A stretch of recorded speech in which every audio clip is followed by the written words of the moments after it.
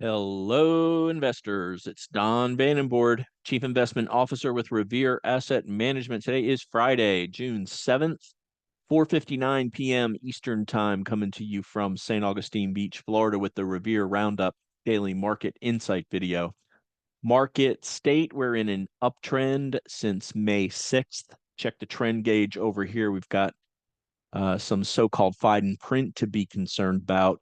Still have all green arrows reflecting healthy market leadership, and the five major indexes primarily trending above the short-term 21-day moving average, medium-term 50-day moving average, and long-term 200-day moving average. And I say primarily because we weight the S&P and the NASDAQ 100 heavier than we do mid-cap, small-cap, and Dow when we come to determining what these arrows and the values should be.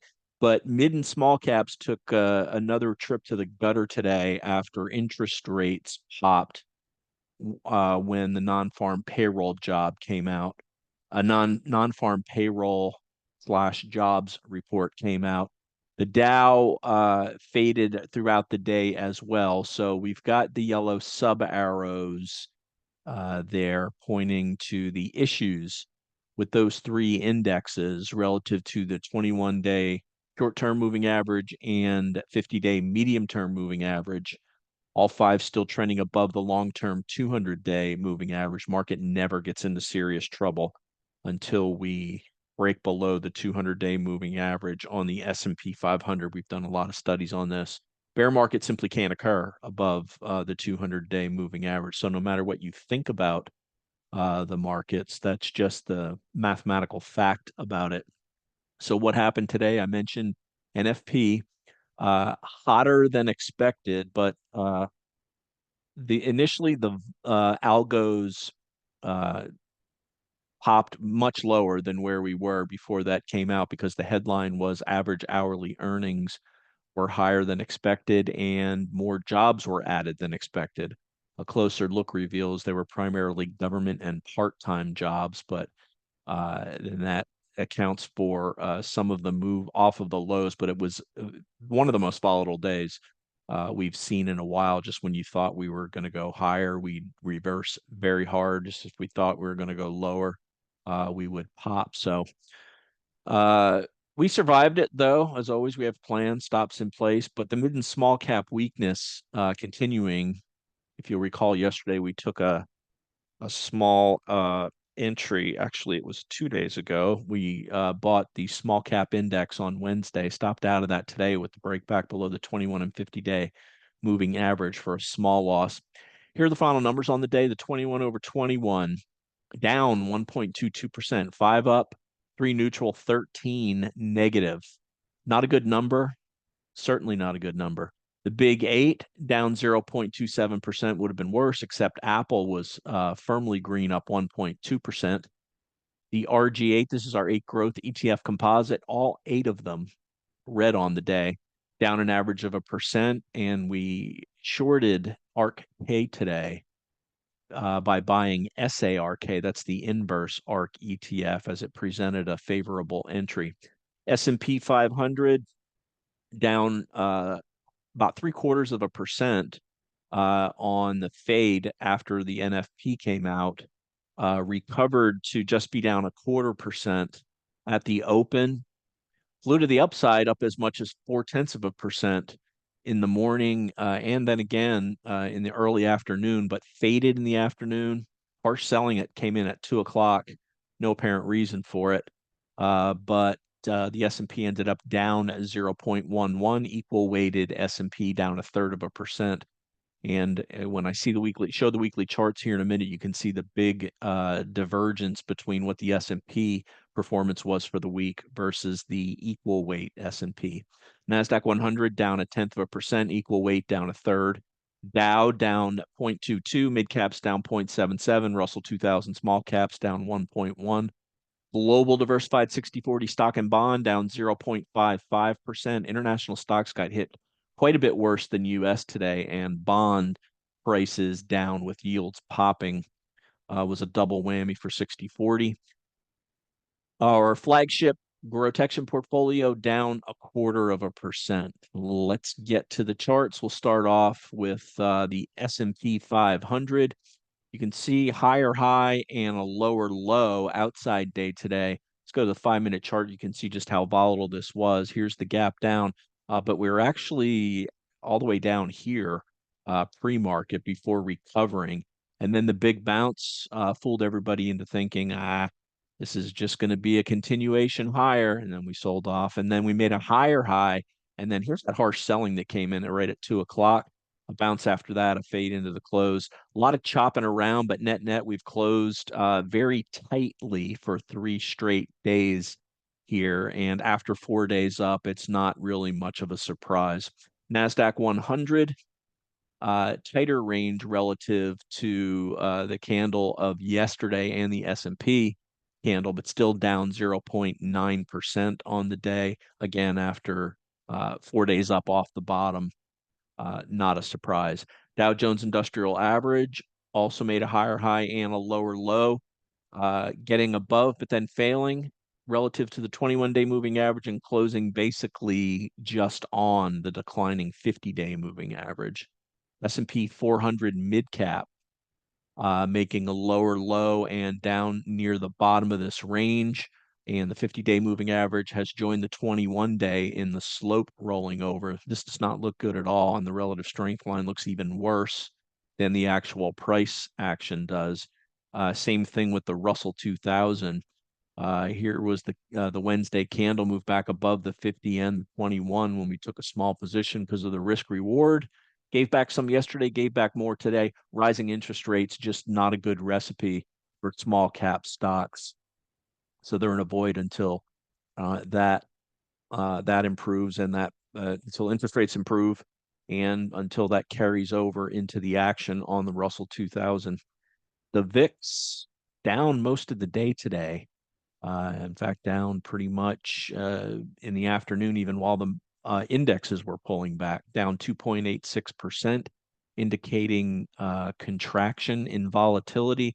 And I updated the range. Last time I calculated it, the ATR was about 1%. Now it's down to 0.86. And that's bullish, a contracting VIX. That's a 30-day average is bullish.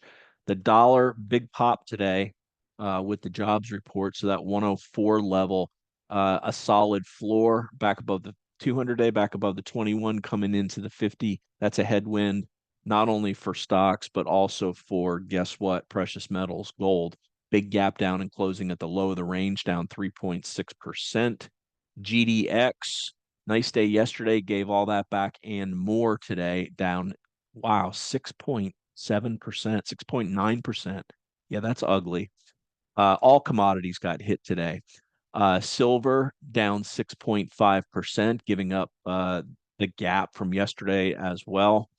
Bitcoin was strong early, gave it back in the afternoon after that 2 p.m. weakness in the market carried over to Bitcoin as well, breaking below the 8-day moving average, but still holding above the uptrending 21-day, closing down 1.8%. Now on to bonds, prices firmly lower, meaning yields firmly higher. Here's the broad bond index down 0.8%. TLT down 1.8%. So the yields popped 2.66% up on the 30-year and on the 10-year, up by 3.5%. Big move up there. All right, that is our tail. Let's get into the tail of the tape.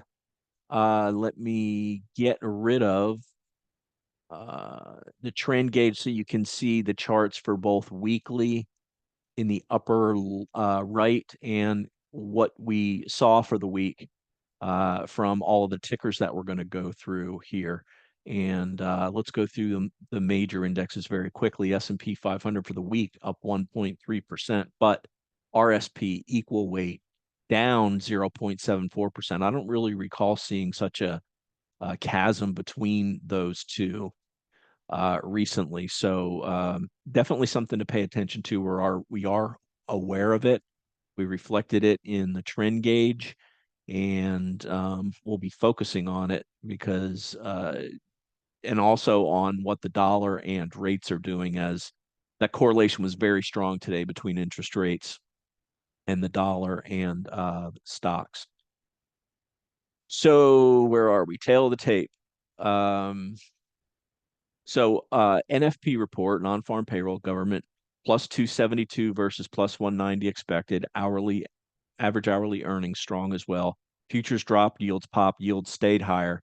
Uh, uh, the indexes, as I said, volatile as the day went along. So we got 4 up days, 2 days of a consolidation. Take a look at sectors down here. Not much green. Financials, industrials, tech, and healthcare, and really not by much. To the downside, a lot more red. Gold, uranium, copper, solar, biotech, builders, basic materials, utilities, and real estate. As far as the portfolio went, we got stopped on APP, a recent ad, sold TNA. I mentioned that. That's the leveraged small cap. We added to ONON and CrowdStrike. CrowdStrike strong today. There's speculation that it's going to be added to the S&P 500, and that announcement comes out just about now. It could be today or it could be next week, but they normally make the additions the 3rd week in June. On the buy side, we bought the bank index BNKU, and we bought SARK, which is inverse SARK, and we'll take a look at some of these charts in a minute.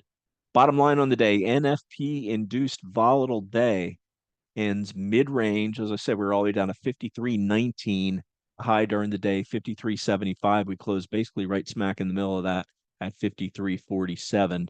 Small and mid caps, unfortunately, continue to stay weak and breadth weak as well. Let's take a look at well, I've got them added in here, so we're going to see we're going to go through all of these. And then I'll point out what's going to get punted next week. So this is from strongest to weakness, including the additions, which are candidates for next week. TMDX, and keep in mind, get a glance at both the daily and the weekly chart. Nice looking weekly consolidation for TMDX on the daily right above the 21. CrowdStrike, this will be added to the 21 over 21 next week off of continued power off of its earnings report, up 11.3% on the week. Here's SARK. Let me show ARKK. They are pretty much inverse, but 5 days up on very light volume, wedging into the declining 50-day and the 200-day moving average, and then failing today back below the 21. Great risk reward to short Kathy Wood. We went through the 10 charts of the 10 biggest holdings in ARK, and 2 of them look good, 8 of them look like garbage. We'll see. This will act as a hedge for the portfolio too, but look how, as the market has trended higher, look at how the relative strength on this, in addition to price action, has just gone lower. So SARK it is, and this will be in the 21-21 next week as well. Pure Storage continues to show strength, up 7.7% on the week, 1.4 on the day. Micron, up almost 5% on the week, riding the 8 EMA higher the last 3 days. Here's the Bank U index. It's actually the financials look better. This is a derivative of that. Financials were poking their head out today. We took a look at the 10 tickers within BNKU. We had basically 2 neutral and 8 strong, or 2 bad, 1 neutral and 7 strong. So good risk reward here on financials. That's the Bank U chart. Howmet going sideways. ONON bounced off the 8, showing strength. PDD, this will probably, well, pretty much come off the list. Yeah, down 3.9% on the week, and relative weakness over the past 2 weeks after a promising breakout. Kava, after the secondary announcement, staying above the 21-day moving average, but down 8% on the week. NVIDIA, this splits after the close. Kind of tight range today, a little bit surprising, and hanging out right near Wednesday's close, where it made an all-time high and then gapped up on Thursday before reversing, but up 10.3% on the week. Coherent bouncing at the 8-day moving average, up 15% on the week. That's on a new CEO.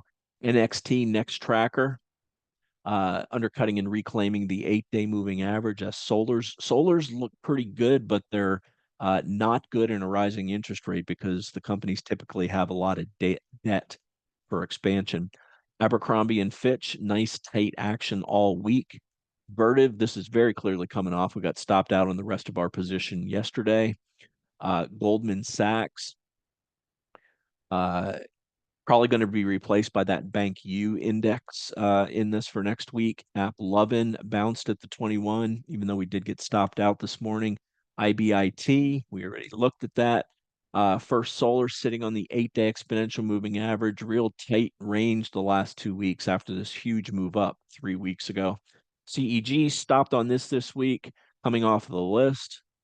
ELF basically sitting right on the 21-day moving average, and we're holding it from. We have a rule 3 to 4 days down near support, don't sell. We haven't reached our stop on it, which is 2% below the 21-day moving average. So we're sitting red with this one, and it's certainly not doing what we wanted it to. But give it one more day with the 4 days down and at support. Spotify pulling back to the 21-day moving average after breaking out earlier this week. CCJ reversing as uranium was weak today. FCX is very clearly coming off the list, down 6.6% on the week. Coinbase with a hard reversal today, but still up 8% on the week. GDX, yeah, this will be coming off the list, down 5% on the week, and that's it. That's the 21 over 21 plus 5 more, and that's going to wrap it. As always, like to hear from you. The email is don@revereasset.com.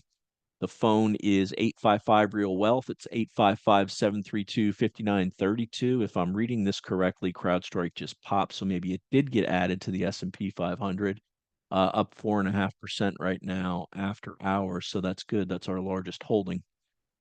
If you're interested in becoming a client, my partner Dan Stewart, Dan@revereasset.com. Our flagship portfolio is named GROTECTION. It serves a dual mandate, that is to grow assets during market uptrends, protect them during market downtrends. We've got rules, time-tested rules, to keep us on the right side of the market. No opinion, all mathematically and formulaic. We just don't argue with the market here, no matter what our opinions are. And that's going to wrap it for the week ending Friday, June 7th. This is Don Vandenbord with Revere Asset Management, telling it like it is. Thanks for listening and have a great weekend.